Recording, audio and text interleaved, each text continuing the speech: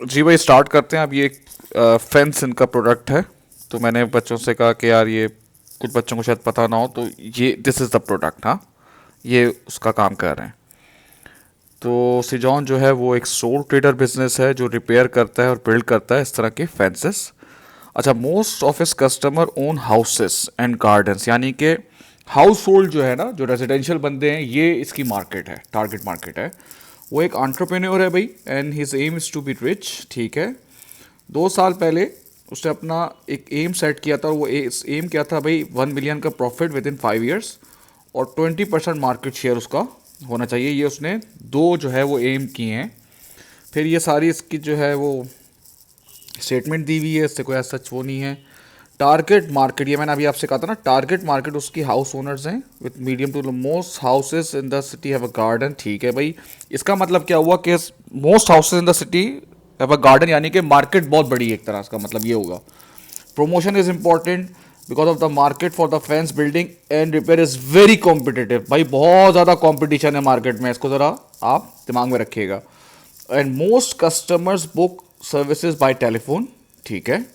But there is a growing need for online booking. भाई online booking की वो है। फिर business is forecast to grow, यानी कि ग्रोथ भी दिख रही है। अब यहां पे कह रहा है recommend and suitable to promotion method. अब वो ये आपसे बात पूछ रहा है। अच्छा, अब आप इसमें लिखेंगे कैसे बेटा? ये जो आपका आंसर है आप लिखेंगे कैसे? सबसे पहले तो आप प्रमोशन की एक डेफिनेशन लिख दीजिएगा। ठीक है बेटा, आप क्या करेंगे, आप एक प्रमोशन की डेफिनेशन लिख देंगे, और आप ये भी बता देंगे कि डिफरेंट मेथड्स ऑफ प्रमोशंस क्या होते हैं, जैसे कि टीवी भी हो सकता है, बिलबोर्ड है, फिर वो प्रमोशन ऑफर्स हैं कि प्राइस डील्स हैं, by one get one free है। एक पैराग्राफ इसमें डाल दीजिएगा। फिर आप स्टार्ट करेंगे कि जो मेथड आप रिकमेंड करेंगे वो होगा डिजिटल मार्केटिंग। ये आपको यहाँ पे आपको एक नॉलेज का पॉइंट मिल जाएगा, दैट्स इट।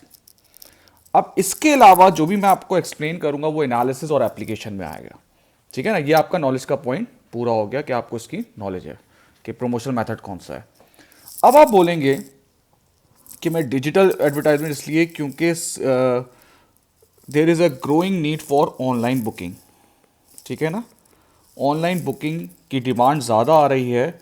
इसका मतलब है कि बहुत सारे हाउस ओनर्स जो ऐसे हैं, हाउस ओनर्स हैं जो ये चाहते हैं कि जो आपका जो फेंस है, जो आपकी सर्विस है, उसको वो अवेल करना चाहते हैं, या अपने गार्डन में वो कुछ रिपेयर करवाना चाहते हैं आपसे। ठीक है ना, जब ऑनलाइन बिजनेस की, ऑनलाइन ऑर्डर्स की जब डिमांड बढ़ रही है, इसका मतलब है जाहिर सी बात है ओवरऑल मार्केट बढ़ रही है ना, लोग आपसे डिमांड कर रहे हैं।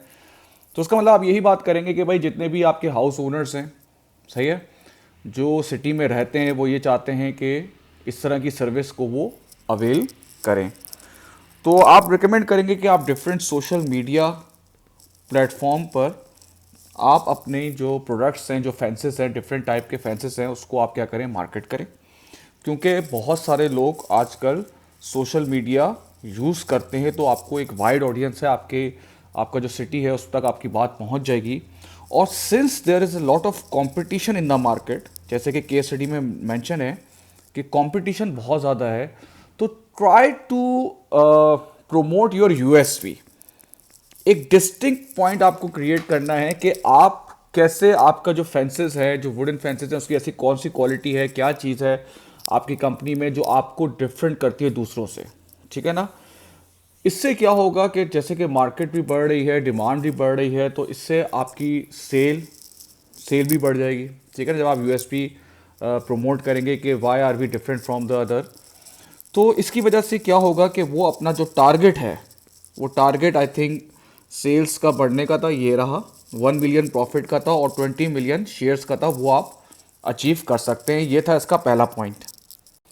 अच्छा भाई, अब नेक्स्ट स्कीम इसकी क्या होगी कि आप नेक्स्ट प्रमोशन स्ट्रेटजी इसकी क्या है, यहाँ पे मैं लिख लेता हूँ कि आप लॉयल्टी स्कीम्स जो हैं वो लेकर आएँ।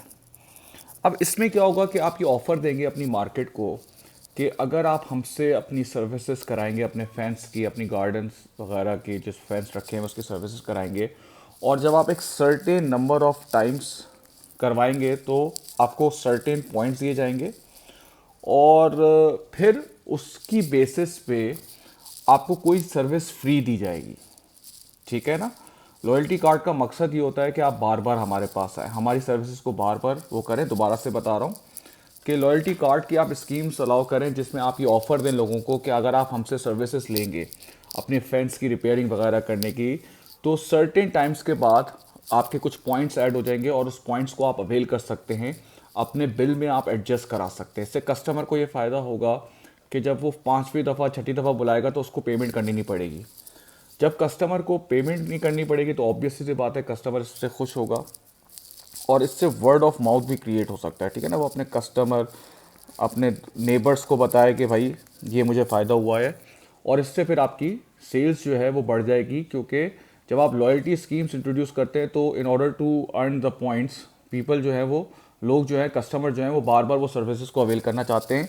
तो थ्रू दिस वे आप जो है वो अपना टारगेट, जो आपने टारगेट बनाया हुआ था 1 मिलियन प्रॉफिट का या सर्टेन उसका, वो आप अचीव कर सकते हैं, ठीक है ना। लॉयल्टी कार्ड्स, आप कोई सर्विसेज ऐसा लेकर आए, कोई ऑफ़र लेकर आए कि आप अगर हमसे बार बार सर्विस लेंगे, चाहिए ना, तो आपको कुछ डिस्काउंट मिल जाएगा सर्टेन 5-6 दफ़ा के बाद, और आप उसको अवेल कर सकते हैं, आपको पेमेंट करने की ज़रूरत नहीं पड़ेगी।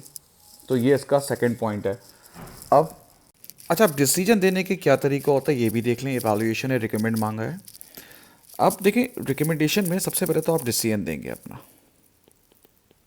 ठीक है ना। जैसे मैं आपको बताता हूँ कि मैं यहाँ पे रिकमेंड करता हूँ कि आप डिजिटल मार्केटिंग की तरफ जाएं, ये हो गया डिसीजन।